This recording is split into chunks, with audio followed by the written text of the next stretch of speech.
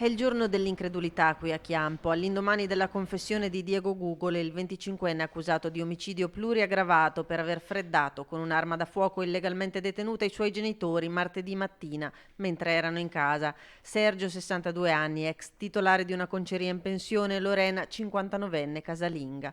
Il sindaco ha deciso per questo di proclamare lutto cittadino nel giorno in cui saranno celebrati i funerali dei due coniugi. E avremo le bandiere a mezz'asta appunto nella nostra città, proprio per ricordare questi nostri due concittadini che purtroppo sono scomparsi in maniera così efferata. Ed è un evento che sta facendo riflettere, sta facendo appunto pensare tutta la nostra comunità. Data ancora da definire, i corpi a disposizione dell'autorità giudiziaria per accertare le modalità dell'omicidio parzialmente ricostruite da Diego durante l'interrogatorio. Omicidio che sarebbe stato meditato da tempo, ha confessato il giovane che in tarda serata di martedì si è andato a costituire dai carabinieri. Alla base del gesto gli 800.000 euro investiti dai genitori cui puntava per comprarsi una casa. Tragedia sulla quale emergerebbero dettagli relativi alla psicologia del giovane che avrebbe dichiarato al PM di aver intrapreso dei colloqui con uno psicologo su insistenza dei genitori.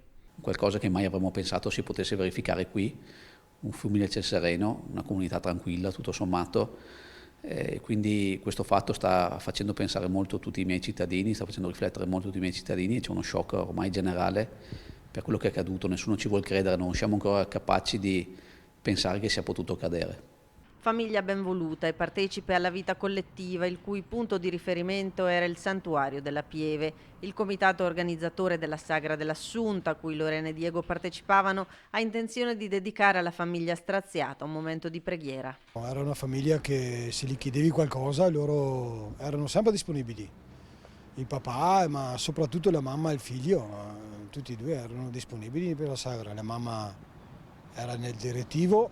Diego mi dava una mano quando lo chiamavo, anche per fare i panini, per fare tante cose. Mai visto arrabbiato Diego, sorridente sempre. Ho appena proposto di organizzare una sera o domani anche di organizzare una preghiera per i nostri cari alla Pieve dei frati, perché è giusto che sia dei frati questa preghiera intanto.